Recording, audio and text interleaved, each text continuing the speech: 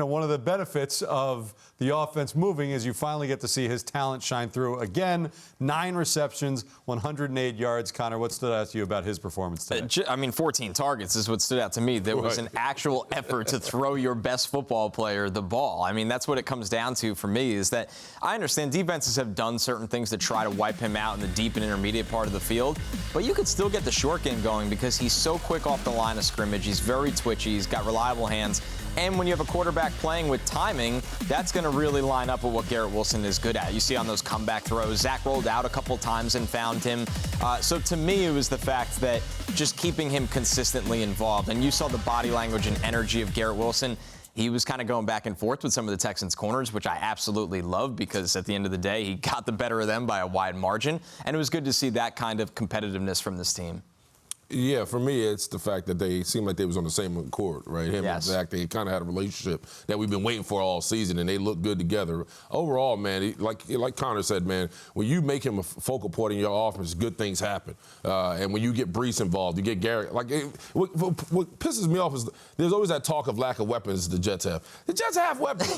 Good young weapons. They got good. There's no, especially when I meet the people on the street, like, oh, we got to go to draft. I'm like, Don't forget about Randall Cobb. Touchdown today. Cobb scored the game.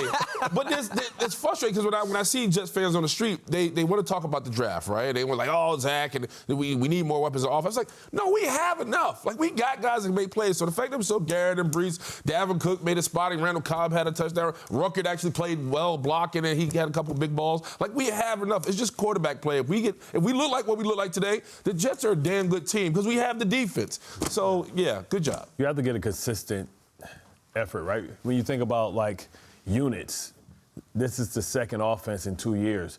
You got to get some continuity. That's what they have on defense. Right. That's why they're able to execute. That's why they're able to plug in a player, plug in a Bryce Hall, plug in the Echoes, and everybody understands the standard because they understand the attention to detail. That's what you lose a lot of times when you don't have a system that's consistent.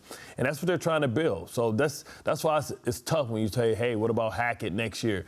You have to sometimes let programs build and grow, and sometimes they go through tough spots. All you have to do is look at the defense and how it was with them giving up blown coverages time in and time in, giving up big explosive plays, and everybody looking at each other because they're not communicating. But now look where we're at. That's the only way we got here is by going through that tough time. And I do think it is important. I don't know how important, but I think it's important that Garrett had this type of a game today where he was able to have a quarterback get the ball to him, because last week we've seen a lot of times where Garrett Wilson has been frustrated over the first 2 years of his career. Last week, if you looked at the tape afterwards, I mean, there were 3 touchdowns that were just not thrown his way. That all 22 was hard to watch. It was hard to watch in real time. Right. The all 22 was you want to throw your computer out the window. Right. So to finally, I mean, we know that he can get open to have a quarterback deliver him the football this week after. Somebody ended Tim Boyle.